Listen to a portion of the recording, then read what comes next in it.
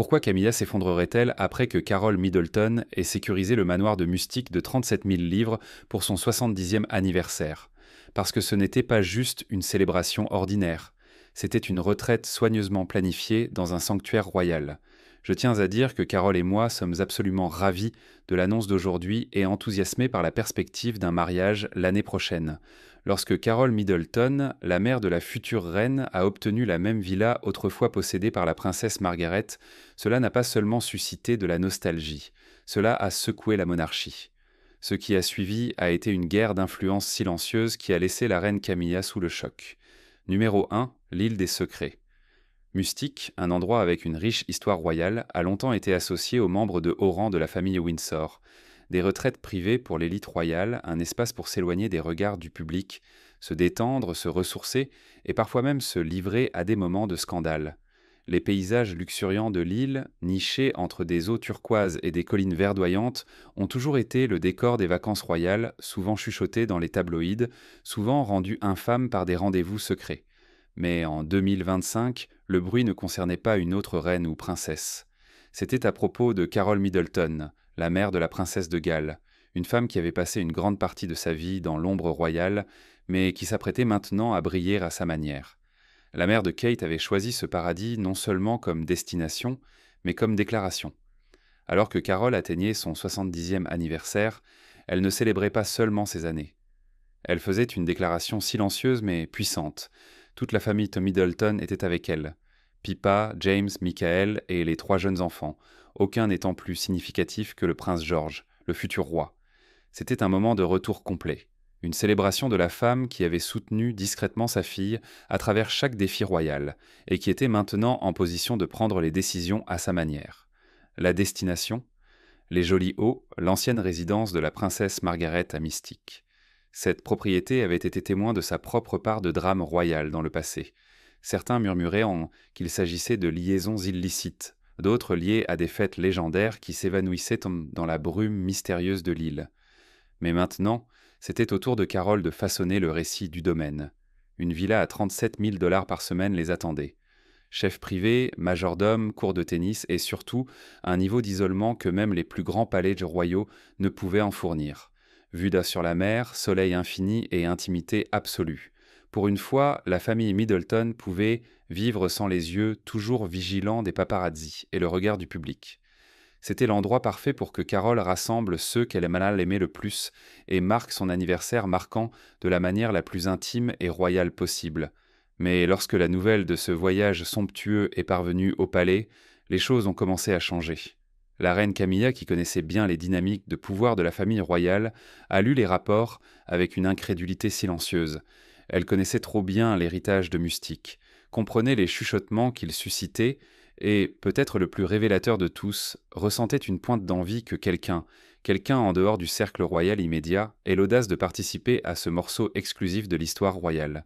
Et ce moment n'était que le début. Il y avait des couches de tension à déplier, des luttes de pouvoir royal à naviguer et un héritage à défendre.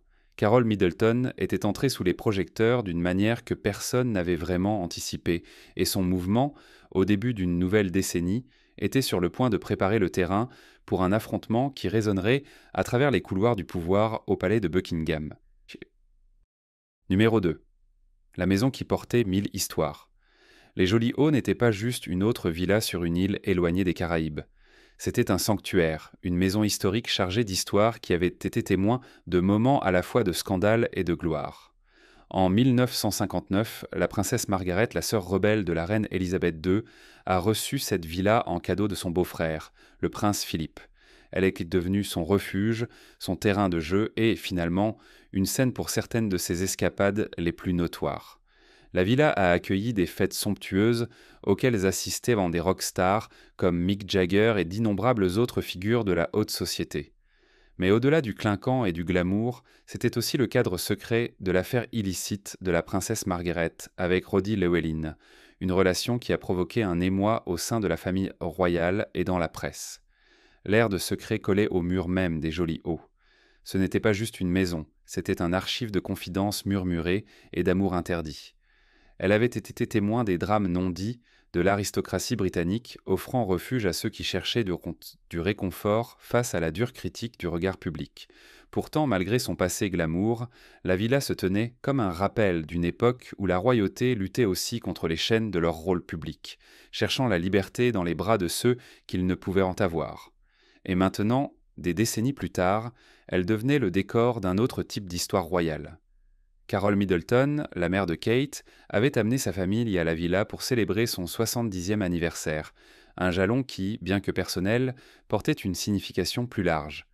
La même maison qui avait abrité les exploits les plus audacieux de la princesse Margaret résonnait désormais des rires des enfants, de Kate, George, Charlotte et Louis. Les Middleton, autrefois des outsiders du domaine royal, étaient redevenus les nouveaux intendants de la mystique de l'île. Carol, autrefois simplement la mère de la future reine, se tenait maintenant comme une femme dont la force tranquille et la grâce lui avaient valu une place unique au sein de la famille royale. Les souvenirs de la villa, enveloppés d'anciennes intrigues, étaient désormais réécrits avec la famille Middleton au centre, se prélassant dans la sérénité ensoleillée de Mystique. Numéro 3. La couronne fragile de Camilla. Camilla avait toujours été une femme qui comprenait le poids de la couronne, à la fois littéral et figuratif. Son ascension en tant que reine consort avait été longue et tumultueuse. Sa réputation a jamais terni par l'affaire scandaleuse avec le prince Charles qui avait finalement conduit au départ tragique de la princesse Diana de la famille royale. Mais le temps, comme il le fait souvent, avait guéri les blessures et Camilla avait gratté son chemin de retour dans le giron royal. Elle avait gagné la faveur du public, ou du moins leur acceptation. Après des années de surveillance médiatique implacable et de mépris public, elle avait enfin obtenu le titre qu'elle avait longtemps désiré, reine consort. Mais malgré son succès public, il y avait un courant troublant dans sa vie privée. L'image posée et composée qu'elle projetait au monde commençait à se fissurer. À l'intérieur des murs du palais de Buckingham, des initiés murmuraient au sujet d'une femme de plus en plus anxieuse, non pas à cause d'un scandale, mais à cause de quelque chose de bien plus subtil, un changement dans les dynamiques de pouvoir royal. Camilla avait passé des années à se battre pour être vue, pour prouver qu'elle était digne de sa position. Elle avait lutté contre les ombres de son passé, contre le récit de l'autre femme, contre la perception souvent cruelle du public. Et pourtant, à ce moment-là, avec chaque publication sur les réseaux sociaux, chaque photographie de la famille Middleton s'ébattant sur les rivages de Mystique, elle ne pouvait s'empêcher de ressentir que quelque chose lui échappait. Les années de lutte, les années d'être l'objet du mépris public, semblaient peser lourdement sur elle. Elle avait travaillé sans relâche, enduré les critiques les plus sévères et maintenant, dans les moments de calme et de réflexion, il semblait que sa couronne durement acquise était menacée, non pas par un scandale, mais par l'ascension silencieuse et gracieuse de quelqu'un d'autre. Et cette autre personne était Carol Middleton. Carol, avec son élégance discrète et son charme modeste, n'avait pas lutté pour sa place dans la famille royale. Elle n'avait pas combattu les tabloïds ni fait face à des années d'humiliation publique. Au lieu de cela, sa position avait été, doucement, presque sans effort, héritée par association. Par l'intermédiaire de Kate, sa fille, qui était devenue non seulement une royale de nom, mais un symbole de grâce, de force et de respect pour le public britannique. Et maintenant, alors que les Middleton profitaient pendant de leur temps dans la même villa qui avait autrefois été le site d'intrigues royales, Camilla ne pouvait s'empêcher de ressentir la subtile piqûre de la comparaison. Le pouvoir de Carol n'avait pas besoin d'être validé par la presse, ni d'être acquis par le sacrifice. Il était venu naturellement par le biais de qui elle était et de qui sa fille était devenue. Dans l'espace d'une seule célébration familiale, l'équilibre de la visibilité royale semblait se déplacer. Les Middleton avaient commencé à définir un nouveau type de royauté, moderne, relatable et surtout sous les projecteurs. Pendant ce temps, la position autrefois sécurisée de Camilla semblait désormais précaire. La bataille pour le respect, pour l'héritage, était loin d'être terminée. Mais dans le calme de Mystique, alors que Carol Middleton riait et jouait avec ses petits-enfants dans une villa chargée d'histoire royale, il était clair que les marées étaient en train de tourner. Numéro 4. Pas assez de chambres pour les royaux. Ironiquement, la villa opulente, avec toute sa grandeur, ne pouvait pas accueillir toute la famille Middleton. La maison, bien que luxueuse, avait une limite. À peine 10 adultes et 2 enfants pouvaient tenir dans ses murs. Certains rapports ont même suggéré que quelques invités étaient logés à contre-cœur dans des domaines voisins. s'assurant qu'il restait suffisamment proche pour assister aux festivités, mais pas tout à fait dans le cercle central. Ce détail apparemment trivial n'a fait qu'accroître l'attrait de la réunion. Cela devenait un symbole non seulement d'une célébration d'anniversaire, mais d'un événement plus vaste et plus secret. L'espace limité laissait entrevoir une atmosphère exclusive, presque royale, une liste d'invités soigneusement sélectionnés qui semblait avoir plus de poids que de simples liens familiaux. Ce n'était pas juste une réunion de famille, c'était la réunion. Les médias ont rapidement pris note, qualifiant l'événement de prise de pouvoir royal des Middleton. Le mot a envoyé des ondes de choc à travers les cercles royaux. L'idée même que la famille de Kate, sa mère en particulier, puisse attirer une telle attention sur la scène mondiale, séjournant dans une villa si chargée d'histoire royale, n'était pas une mince affaire. Le récit qui a commencé à se former était celui de dynamiques de pouvoir subtiles, les Middleton s'affirmant lentement mais sûrement comme une pierre angulaire de la vie royale. À juste titre compte tenu de la position de Kate, mais l'optique était trop tranchante pour être ignorée. À l'esprit, frustration de Camilla ont commencé à bouillonner. Pendant des années, Camilla avait travaillé méticuleusement pour équilibrer sa position de reine, essayant de forger son héritage au milieu du scepticisme public et d'une presse souvent impitoyable. Pourtant, la voilà à des milliers de kilomètres de l'action, incapable de contrôler le récit, tandis que les Middleton se prélassaient dans leur proximité royale. L'événement, soigneusement orchestré et débordant de signification, semblait éclipser chacun de ses mouvements. L'absence de toute communication officielle du palais concernant les vacances des Middleton ne faisait que la faire sentir encore plus mise à l'écart. Le projecteur royal n'était pas à elle, et cela menaçait tout ce qu'elle avait soigneusement construit. Numéro 5. Des chapeaux de fête au jeu de pouvoir. À première vue, la célébration du 70e anniversaire de Carol Middleton semblait être des vacances idylliques, une affaire ensoleillée pleine de rires, de présence et de convivialité familiale. Les photos peignaient un tableau de simplicité raffinée. Carol, toujours posée, souriant à ses enfants, entourée de ses petits-enfants, organisant une élégante célébration dans la villa autrefois propriété de la princesse Margaret. Mais derrière cette façade parfaite, quelque chose de plus se tramait sous la surface. Les murmures ont commencé presque immédiatement, augmentant en volume au fil des jours. S'agissait-il vraiment d'une simple célébration d'anniversaire, ou y avait-il quelque chose de plus qui se passait derrière des portes closes? Certains initiés se demandaient à voix haute si le timing de l'événement, coïncidant avec le silence relatif de William et Kate dans l'œil du public, n'était pas une coïncidence. Ils avaient été remarquablement absents de plusieurs événements royaux clés durant cette période pour ne réapparaître que bronzés et radieux, comme s'ils venaient d'être rajeunis par le soleil des Caraïbes. Leur retour n'était pas seulement une question de repos et de détente, c'était calculé. Ils sont arrivés ensemble, forts, unis. Une déclaration visuelle qu'il était difficile de manquer. La grâce discrète de Carol en accueillant l'événement était également remarquée. La villa qu'elle avait choisie pour marquer son anniversaire marquant, l'ancienne retraite de Margaret, avait son propre pouvoir silencieux. Ce n'était pas qu'un lieu pittoresque, c'était une déclaration en soi. Carol, une matriarche à part entière, avait pris le contrôle de l'espace, l'enveloppant dans la chaleur de la famille, tout en rappelant subtilement à chacun son importance au sein du cercle royal. C'était comme si elle avait aussi trouvé un moyen de tirer parti de sa connexion avec la famille royale sans être directement impliquée dans les formalités de la vie de palais. Pour Camilla, cette démonstration de pouvoir discret était exaspérante. C'était comme si tout le monde dans la sphère royale comprenait exactement ce qui se passait, sauf elle. Derrière des portes closes, elle bouillonnait de frustration. « C'est tellement injuste », murmurait-elle sans cesse à quiconque voulait l'écouter. Elle ne comprenait pas pourquoi cet événement, cette célébration familiale apparemment innocente, ressemblait à un mouvement politique enveloppé de chapeaux de fête et de soleil. Carol avait toujours été subtile, mais dans ce cas, elle savait exactement ce qu'elle faisait. Camilla voyait à travers tout cela le timing stratégique, l'optique, le changement indéniable dans le récit. Et peut-être, juste peut-être, Carol avait réussi à détourner le regard du public vers sa famille, forçant Camilla à affronter une réalité croissante. Les Middleton devenaient plus ancrés dans le récit royal qu'elle ne l'aurait imaginé. Ils se positionnaient non seulement comme des proches de la future reine, mais comme des acteurs dans le jeu. Et Camilla, autrefois la sous-estimée de la famille royale, pouvait sentir son emprise sur la monarchie s'affaiblir, s'échapper un anniversaire à la fois. Numéro 6. Les fissures commencent à apparaître.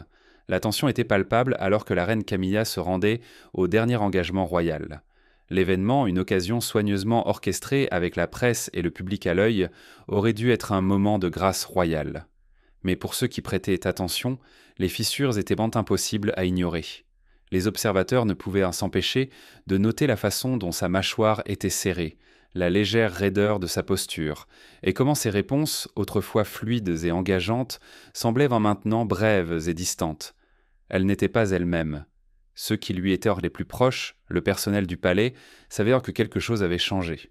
En coulisses, Satan, les rapports étaient pour le plus révélateurs.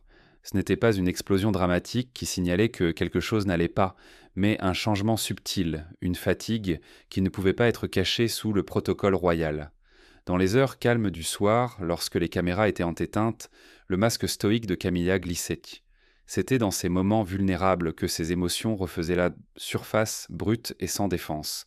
L'une de ses confidentes se souvenait qu'elle posait la même question, sa voix chargée de frustration et de tristesse. Pourquoi tout le monde les aime-t-il et pas moi ? C'était une simple interrogation, mais qui portait le poids des années passées sous les projecteurs, essayant de se frayer un chemin, essayant de définir son rôle dans une monarchie qu'il avait toujours éclipsée. Ce n'était pas une défaillance, ce n'était pas un effondrement public qui ferait la une des journaux. Non, les fissures devaient être bien plus subtiles que cela. Elles se logeaient dans les espaces entre les sourires, chuchotant dans les silences entre ces mots. Mais dans une famille royale construite sur la pression incessante de la perfection et de l'image publique, ces fissures subtiles menaçaient tant de secouer les fondations mêmes de la monarchie. Au fil des jours, il devenait de plus en plus difficile d'ignorer. Son assurance royale habituelle, autrefois si assurée, avait commencé à s'effilocher sur les bords. La question planait dans l'air, sans réponse mais toujours présente. Camilla parviendrait-elle un jour à concilier son image avec l'idéal que le public avait d'elle ? Numéro 7. La réaction du palais. La réaction au sein des murs du palais a été rapide mais pas immédiate. Le palais de Buckingham, toujours l'incarnation de réponses mesurées, s'est retrouvé en train de paniquer. La question de la manière de gérer l'état fragile de Camilla et la fascination croissante du public pour Carol Middleton est devenue une priorité derrière des portes closes. Mais il y avait un problème flagrant. Le palais ne pouvait pas aborder publiquement les murmures entourant le voyage à Mustique, ni laisser la montée en puissance de Carol Middleton éclipser l'image soigneusement cultivée de la reine consort. Les optiques étaient désastreuses. Camilla avait travaillé sans relâche pour obtenir l'acceptation, pour passer de la femme au centre d'une affaire scandaleuse à la partenaire de confiance du roi. Elle avait gagné sa place, ou du moins c'est ce qu'il semblait. Et pourtant maintenant, son statut était menacé. Non pas par un scandale, mais par une compétition subtile. Carol Middleton, la mère de Kate, avait réussi à se tailler une place qui semblait susciter un niveau d'affection sans précédent de la part des médias et du public. Les gros titres changeaient. L'effervescence ne concernait plus la reine Camilla, mais Carol. L'obsession des médias pour la matriarche Middleton grandissait, et c'était indéniable. En réponse, le palais a lancé une contre-offensive. Les gros titres ont commencé à changer en faveur de Camilla, mais ils semblaient vraiment forcés. Ce étaient un peu des tentatives de protéger son image, mais elles manquaient de l'authenticité nécessaire pour convaincre le public. Le récit semblait réactif, défensif, comme si le palais tentait désespérément de réaffirmer l'importance de Camilla. Des articles tels que « La force tranquille de la reine Camilla et à l'intérieur du monde privé de Sa Majesté » ont été mis en avant, mais ils n'ont pas résonné. Ils ne pouvaient pas rivaliser avec la montée de fascination entourant Carol. Derrière les portes closes du palais, la panique s'est installée. L'inquiétude était plus qu'une simple question de perception. Il s'agissait de trajectoire. Carol Middleton était en pleine ascension, et personne ne pouvait prédire où cela mènerait. La question planait au-dessus de chaque décision stratégique que le palais prendrait dans les mois à venir. Où Carol s'intégrera-t-elle dans la famille royale lorsque William montera sur le trône ? Ce n'était pas seulement une question de gestion des émotions de Camilla ou de protection de son image. Les enjeux étaient plus élevés. L'avenir de la monarchie et la perception publique de sa future reine consort étaient soudainement en jeu. Numéro 8. La femme qui n'était jamais censée s'élever. L'histoire de Carol Middleton avait toujours été charmante, même pittoresque, comme un personnage de conte de fées. Elle était la mère silencieuse et soutenante, cernée en arrière-plan du drame royal. Sa vie largement façonnée par l'ascension fulgurante de sa fille au sein de la famille royale. Mais en 2025, ce récit a été brisé. Carol n'était plus seulement une belle-mère. Elle était désormais une force, une institution qu'elle avait elle-même créée. Cela a commencé avec la planification de son 70e anniversaire, un jalon qui, dans n'importe quelle autre famille, aurait pu passer tranquillement avec peu de fanfare. Mais la célébration de Carole n'était pas qu'une simple fête d'anniversaire, c'était une exclusivité royale. Un rassemblement privé à Les Jolis Eaux, l'ancienne villa de la princesse Margaret à Mystique, un endroit longtemps associé aux cercles royaux les plus élevés et aux secrets profonds. Dès que Carole a mis les pieds dans cette villa, les dynamiques de pouvoir de la monarchie britannique ont subtilement changé. Autrefois, elle avait été considérée comme une figure périphérique, une sorte d'étrangère, même lorsque sa fille atteignait le sommet de la royauté. Mais maintenant, Carole Middleton était sous les projecteurs. Elle ne célébrait pas seulement un anniversaire, elle réécrivait l'histoire royale aux yeux du public. Sa place au sein de la famille royale n'était plus passive. Elle devenait un acteur clé, un architecte invisible d'influence. Pendant ce temps, Camilla, qui avait passé des décennies à combattre la perception publique et à lutter pour l'acceptation, ressentait le tirage subtil du tapis qui se retirait sous elle. Elle avait gravi les échelons, endurant des années de scandales, de scrutins médiatiques et d'un mariage tendu.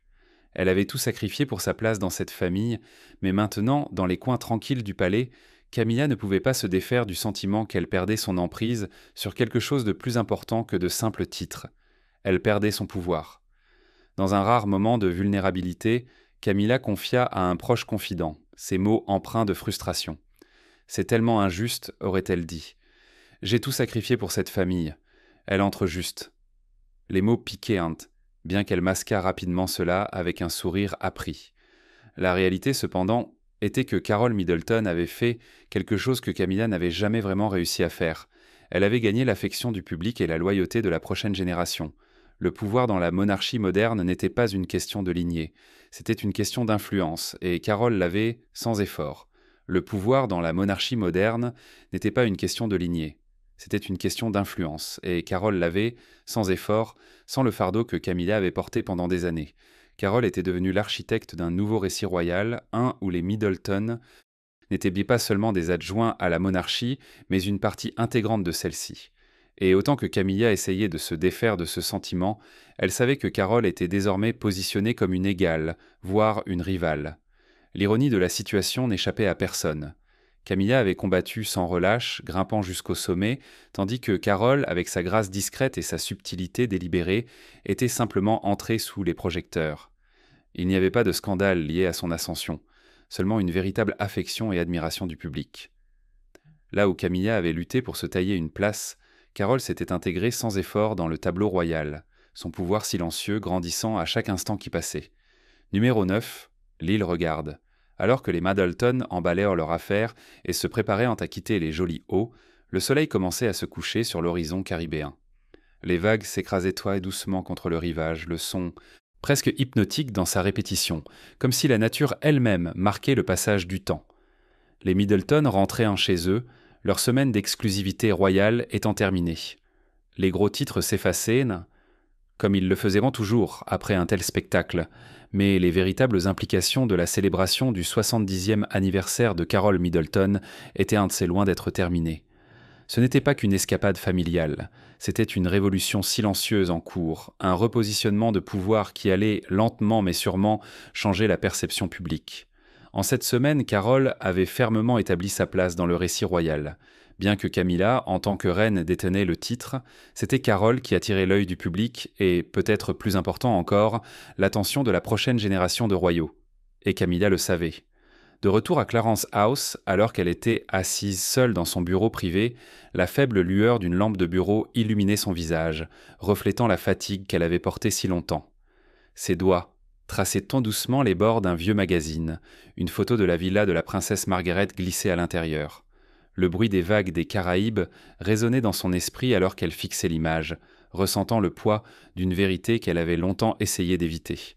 Pour tous ses efforts, toutes ces années passées à se battre pour sa place, Camilla avait été éclipsée. Non pas par un scandale ou un faux pas, mais par quelqu'un de bien plus redoutable, Carole Middleton, la femme qui n'était jamais censée s'élever. Que pensez-vous que ce moment signifie vraiment pour l'avenir de la monarchie, un changement de pouvoir ou une coïncidence ? Partagez vos réflexions dans les commentaires.